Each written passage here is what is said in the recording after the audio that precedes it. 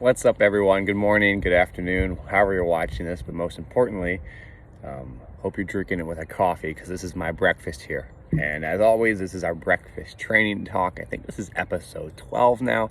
If you guys enjoy these discussions, feel free to like, subscribe, share, and comment. I appreciate y'all, and thanks for joining me as usual. So today we're on a little bit of a thought discussion or bubble, whatever you want to call it, regarding GPP and SPP. Now, someone actually commented this, and it was kind of funny timing because I was just reading a little bit on this topic. And it's the idea of general physical preparedness and special physical preparedness. And I think the literature from which that is derived from, that is the Russian literature, has some interesting definitions to them and some types of definitions that we get lost in. So let's talk about that. So in the original literature, they talk about GPP and SPP as kind of these two categorizations of training. But later down the road, they really kind of got into, whether it's Verkhoshansky and Bondarchuk, the debate as to whether or not GPP really mattered.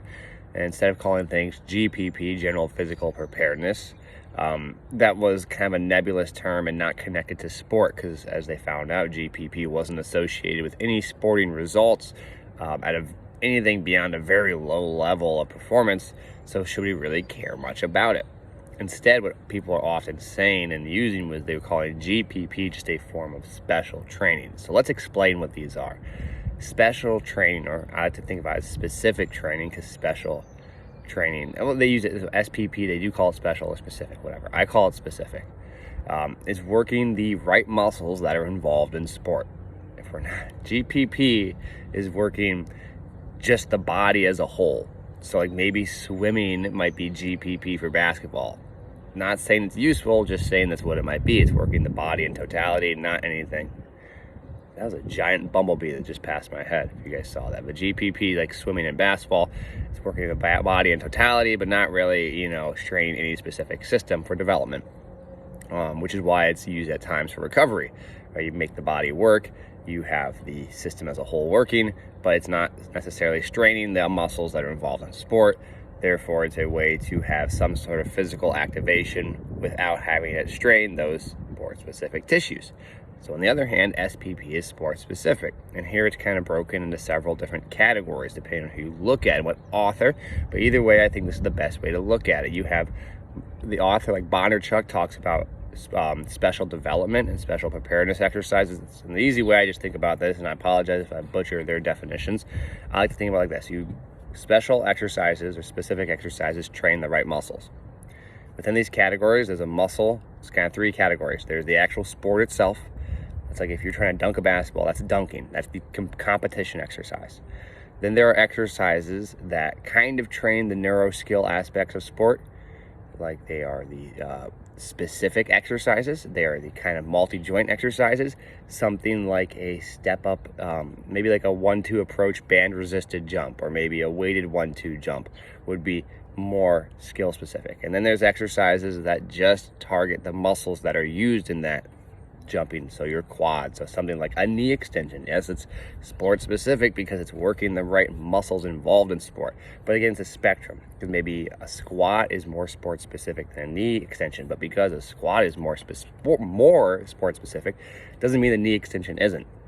So just looking at it in terms, is it the right muscles being worked, and then is it the right movement pattern, and then how close to the competition movement pattern does it fall? So at one end of the spectrum, you have the competition exercise. At the other end of the spectrum, you have the most isolated version of those muscles being trained. And in the middle, we have some sort of stratification as to where different exercises fall. So an easy way to think about that is competition exercises that kind of train skill and muscle, and exercises that just train muscle, and exercises that are so isolated they really only train muscle at all, and no skill whatsoever. So it's kind of like this, again, like a pie chart, or even like a spectrum, as I said before.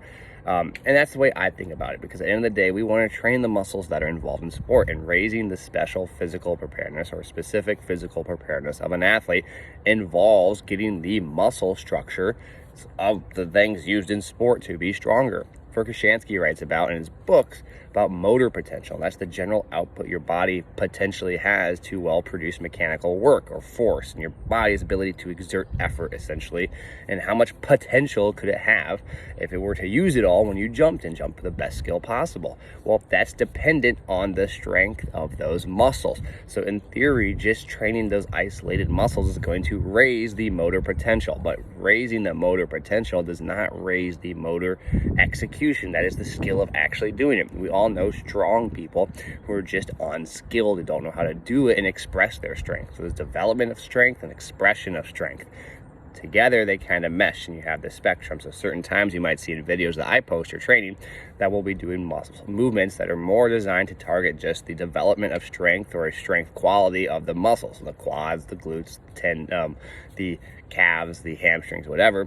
And then we might do movements that are more designed for skill, like we're actually jumping on a box. Now, it's not to say that jumping on a box doesn't also train those muscles, because duh, it does. But jumping on a box, you can't do that with the same overload that you have with the isolated muscles. So then you have this paradigm of the more complex a movement becomes, the less overload you can put on it, because a complex movement by nature is overloaded through complexity, and you can't just go do try pitch a baseball with a 100-pound weight vest on. Like, you could, but it wouldn't be a good idea. Or you couldn't just go jump on a basketball court with as much as you can squat, and you also can't do as many. This is use my hands here. There is a paradigm here, a trade-off. That's the word I'm looking for. The more skilled it is, the less load you can apply. The less skilled it is, the more load you can apply. So maybe sometimes when you need load and development of motor potential, it's more isolated. It's more focused on the muscles. When you need the skill and expression to be more complex. So I hope that makes sense. I'm gonna cut it off here. My coffee's getting cold. I want to eat my oatmeal. I appreciate you guys listening as always. I hope you enjoy it. I like to keep these short and sweet and to the point. Thanks for joining me for breakfast this morning. I appreciate y'all, and as always, take care.